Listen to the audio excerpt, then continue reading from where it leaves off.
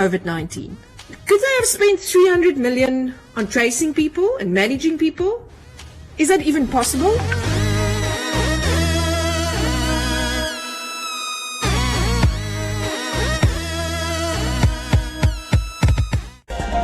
Today on One, Always There.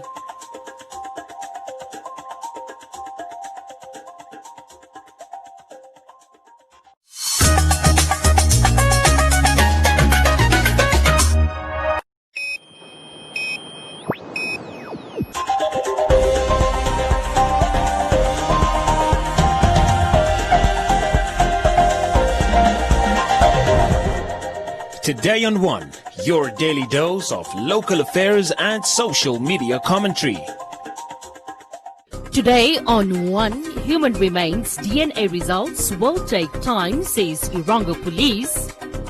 Landless People's Movement calls for behavioral change to curb SGBV. Namibian National Students Prayer Day launched. And child online safety during COVID-19, a concern for internet society.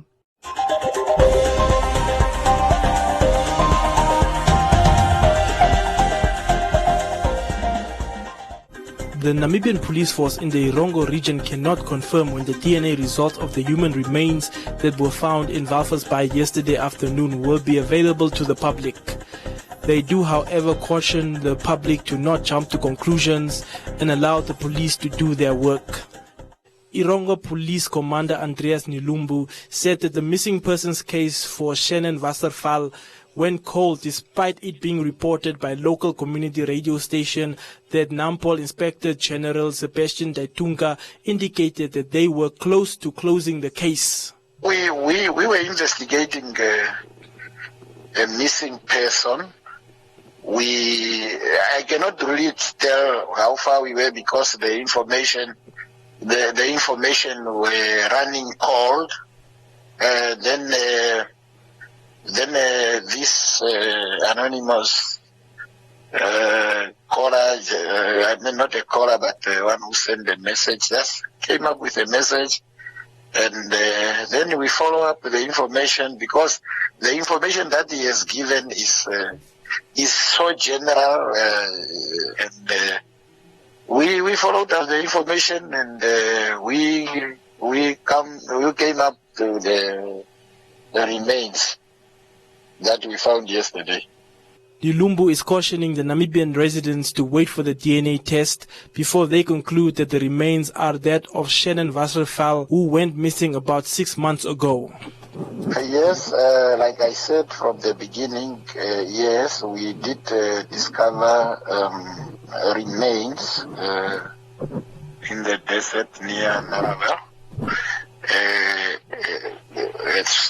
Yes, there is a suspicion that they might be that of Shannon, the girl who went missing on the 10th of April this year.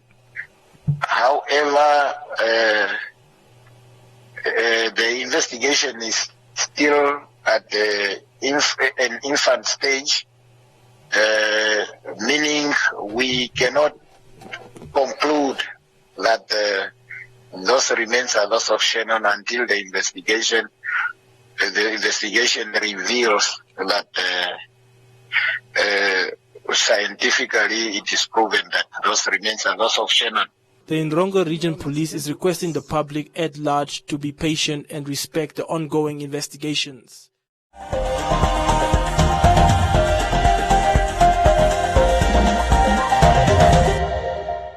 Every day, I leave home not knowing if it is the last time I say goodbye to my family.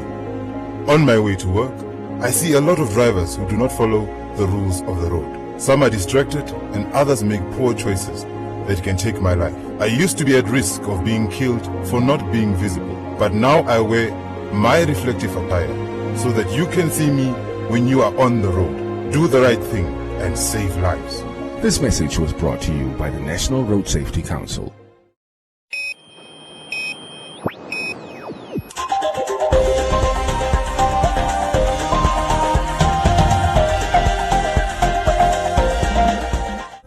At a recent press conference to address the surge in rape cases and gender-based violence-related deaths, the Landless People's Movement's national spokesperson expressed discontent for such acts. The national spokesperson for LPM condemned GBV acts in the country, urging government to introduce programs that inform and educate members of the public on the severity of the issue. While the context may differ, rape culture is always rooted in patriarchal beliefs, power and control. Rape culture is a social environment that allows sexual violence to be normalized and justified, fueled by the persistent gender inequalities and attitudes about gender and sexuality. Naming it is the first step to acknowledging and dismantling rape culture. Every day we have the opportunity to examine our behaviors and beliefs for biases that permit rape culture to continue. From the attitudes we have about gender identities to the policies we support in our communities, we can all take action to stand against rape culture. I would urge the Namibian nation, if possible, to implement such programs where our men can sit down with each other and be dismantled and be taught and be advised on how to move forward. She adds that the GBV statistics that continue to increase are worrisome, calling for change in behavior and attitude towards the issue. The Namibian Demographic Health Survey in 2013 indicates that 33% of ever married women aged 15 to 49 years have experienced physical, sexual and or emotional violence from their partner. 32% of adolescent girls aged 15 to 19 and 35% of young girls aged 20 to 24 have experienced physical violence from a partner. During 2012 and 2016, the Namibian police identified 5 top prevalent violence reported in the country as assault, grievous bodily harm. 22,174 reported cases of grievous bodily harm. 18,054 common assault, 239 attempted murder, and 734 murder cases. Now that was in 2012 to 2016. This is exacerbated by condoning society's attitude towards gender-based violence.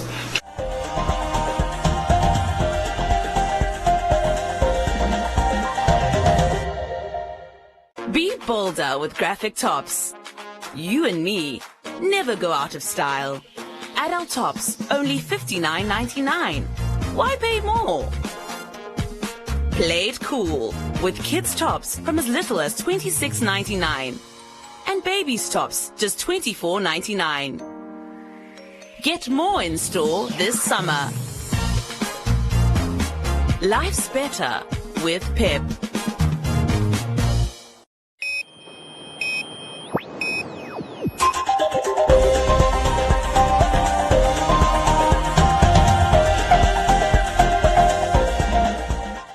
Various student representative councils of higher learning institutions in Namibia have joined hands in launching a National Students Prayer Day, which will be held on the 24th of October this year.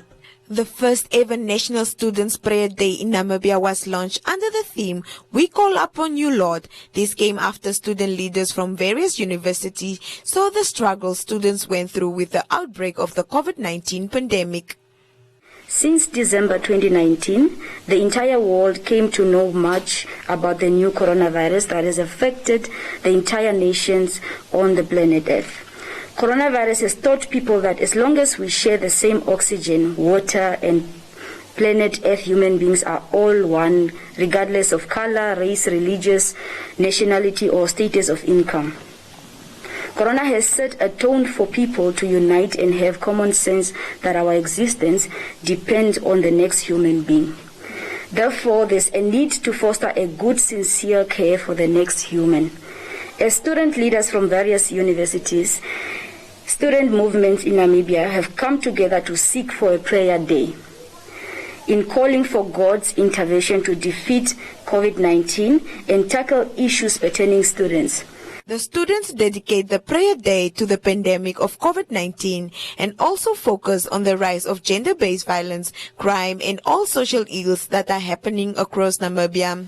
The focus is more on the pandemic of COVID-19. Also within this day, student leaders aim to send awareness campaigns across the entire nation, specifically churches, to introduce COVID-19 precautionary awareness message at every beginning of church sermons. We believe that Namibia is a 90% populated of Christianity and faith believers. By putting this message in churches and faith dominions, the message will reach huge masses. In the same event, student leaders will seek to pray for our care workers who are more vulnerable in this infection. Also, prayer dedicated to the scientists to find a vaccine. Also, we'll dedicate a prayer to the entire globe in Namibia for God intervention so we achieve peace and stability. In addition, we'll pray for God's mercy so we fight the rise of gender-based violence, crime, and road accident happening in our country. Every region will have a specific venue of prayer to be led by student leaders and spiritual leaders and government officials. The executive will execute a 2-day fasting dedicated to prayer day before the main event. The same is encouraged to all congregations who will partake in this event. Kavau further urged all students across the country to be part of the event and unite in prayer to defeat a common purpose, and called upon sponsors to come on board in order to make the day a success.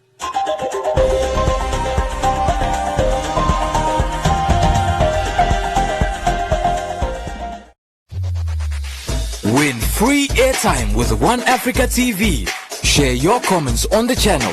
WhatsApp your feedback, name and town to 081 200 6659. One Africa TV. It just gets better.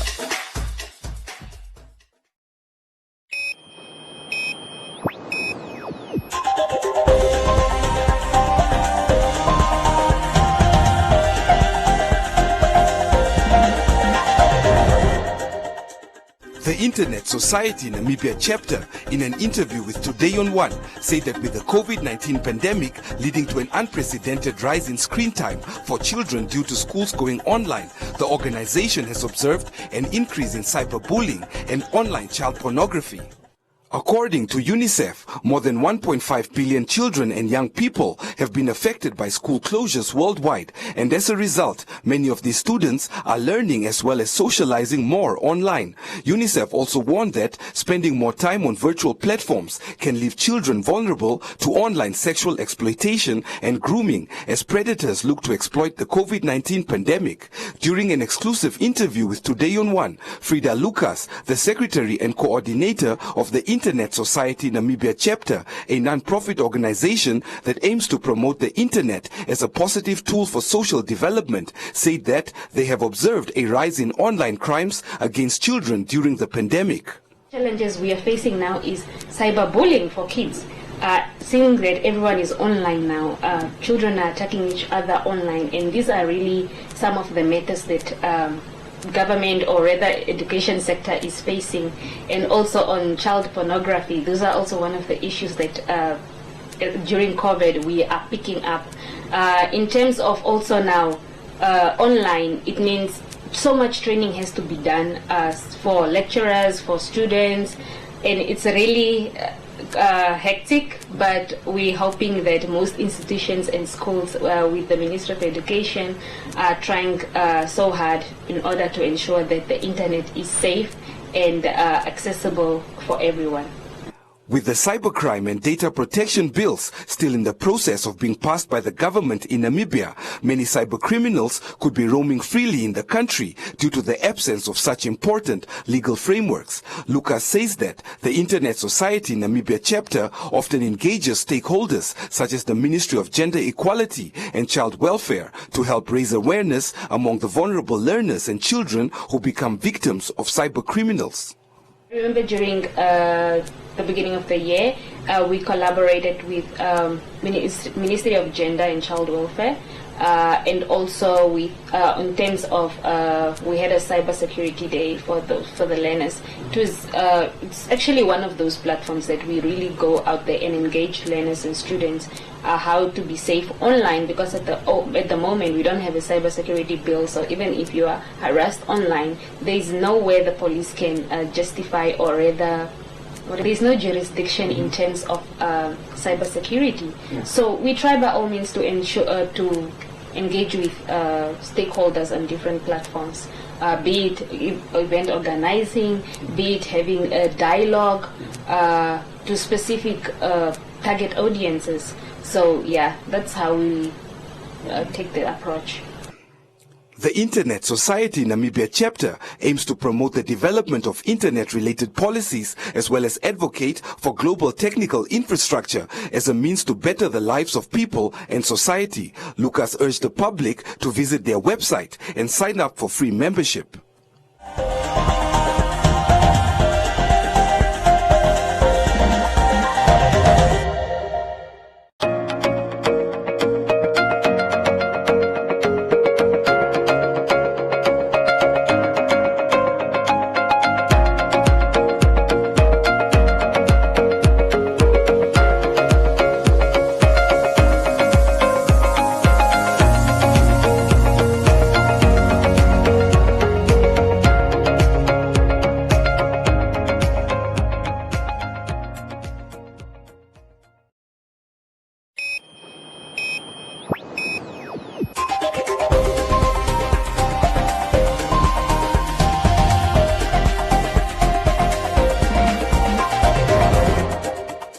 In other leading stories, the African Continental Free Trade Agreement is one of the flagship projects of Africa, a key program and initiative that has been identified to accelerate Africa's growth and development, aimed at boosting intra-Africa trade and the continent's trading position in the global marketplace.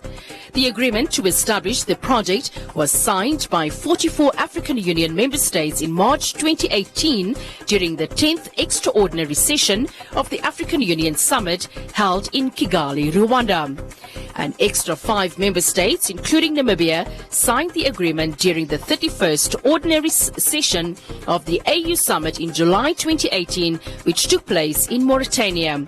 At the recently held Africa Summit at Princeton University in the United States, under the theme, "The Future is African, Post-COVID Economic Recovery Reimagined," Ms. Eunice Ayambo, the Economist and Development Coordination Officer at UN Namibia, presented on the AfCFTA as a source of economic stimulus in the COVID-19 context and its contribution to the SDGs.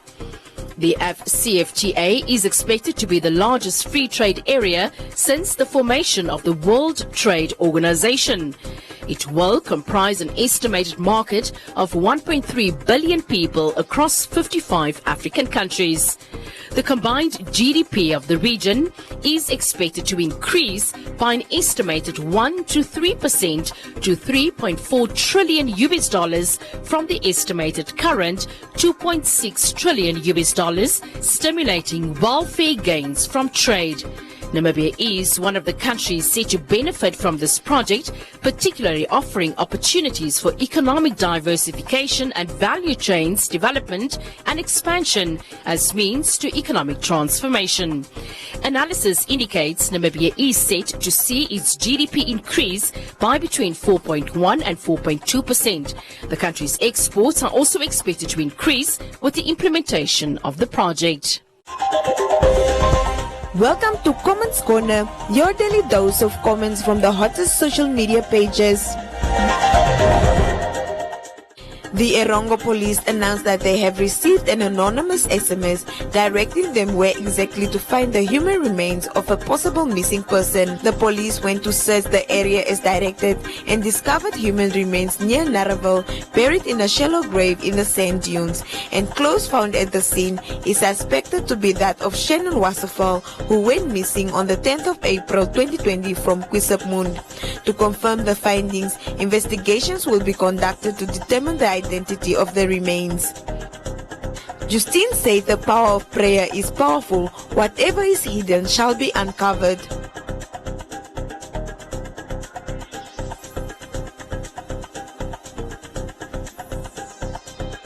Jews say the murderers perhaps felt guilty and justice should be served.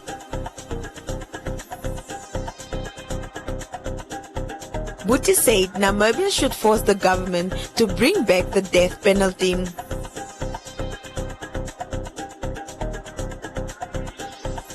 Lavina said her hopes are crushed and the world they live in is truly evil.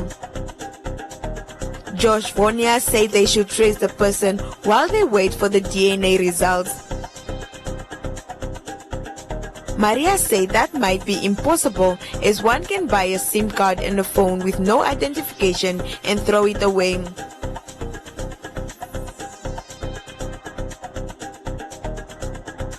Juris said this is very painful and is suspecting the one that sent an SMS to the police to be the killer. And that is all from Comments Corner. Be sure to post your comments on our social media pages for broadcast every day, only on Today on 1.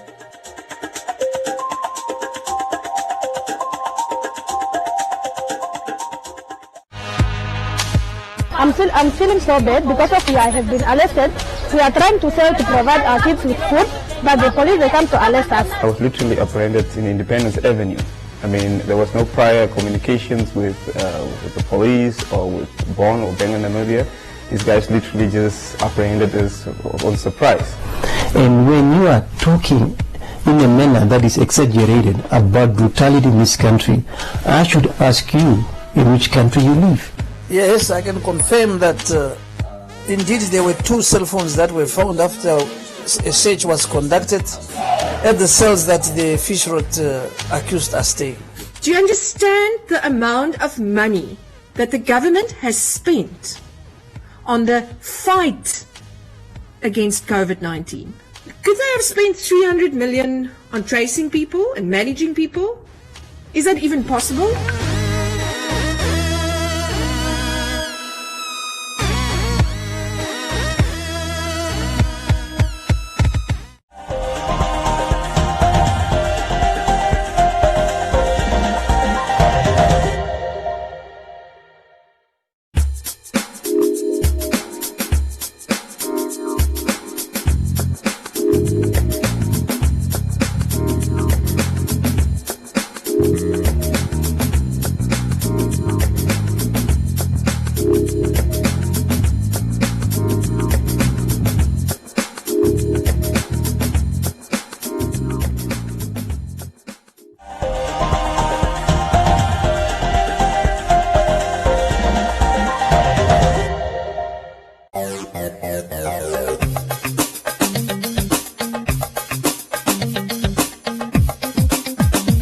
He has to listen to the information. Now, that information needs to interpret it and then convert it, and that part of the brain will then absorb the information. I think it will be a huge opportunity. What is your true purpose, and how will I commit as a leader to continue? When you speak about the communication and how it's being received, how do you relate to people? I mean, those respect, love, those are the crucial things before you build the solutions.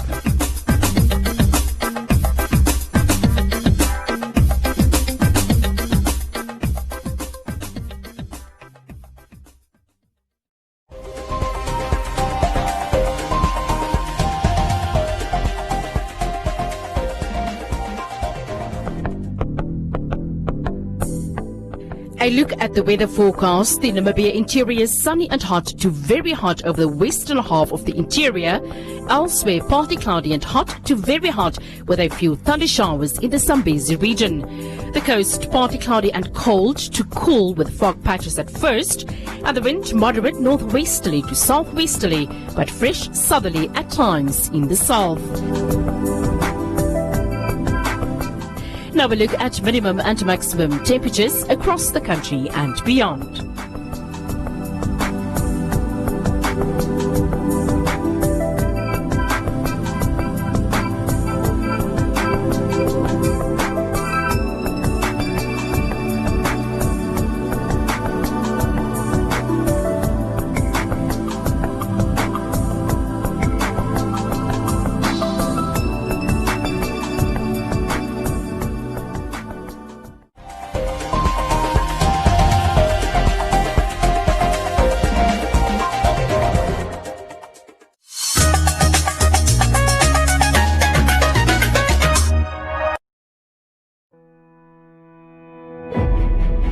On the Gold Coast of West Africa lies the peaceful and diverse nation of Ghana.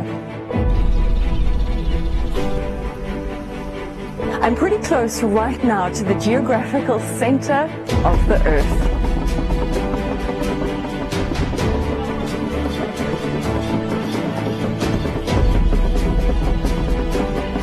It is also one of the last pockets for elephants in the wilds of West Africa. Every country in the world just about has cattle, sheep, goats, horses, donkeys, but it's only Africa that has the real megafauna, the charismatic stuff which people in the rest of the world want to see. The passion that the staff have for the job. There's value to a bird which brings birders to a place like this. I mean, this is a birding paradise. We see an intrinsic appreciation and joy from seeing the wildlife out here, but not everybody does. You can't get to Moli and then will not be passionate about what we do, because you'll be the only one left. Everybody is passionate.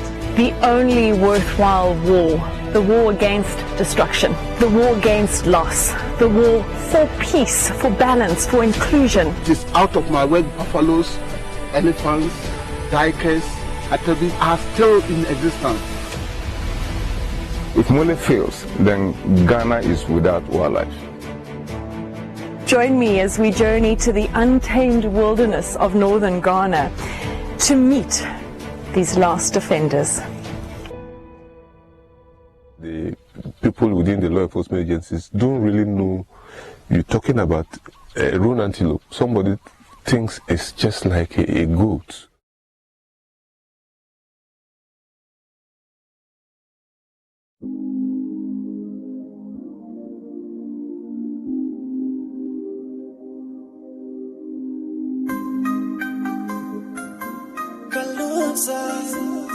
DJ K-Boss.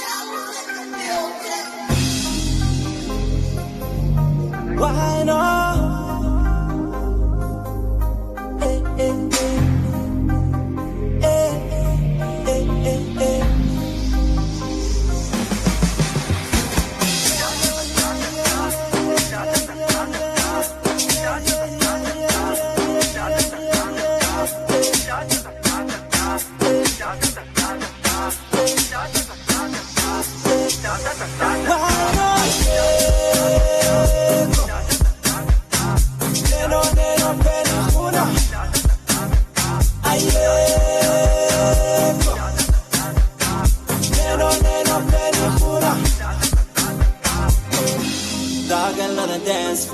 She knows how to take it out, how to break it out.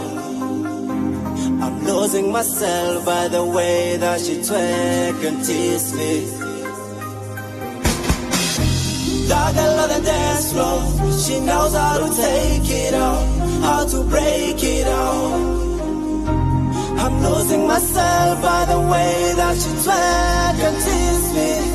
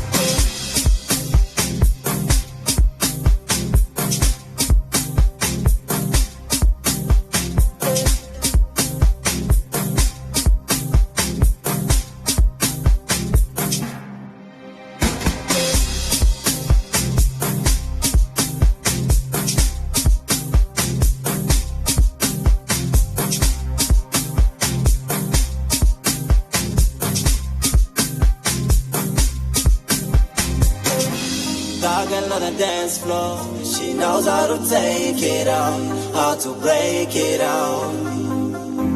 I'm losing myself by the way that she twerk and tease me. That girl on the dance floor, she knows how to take it out, how to break it out. I'm losing myself by the way that she twang and tease me.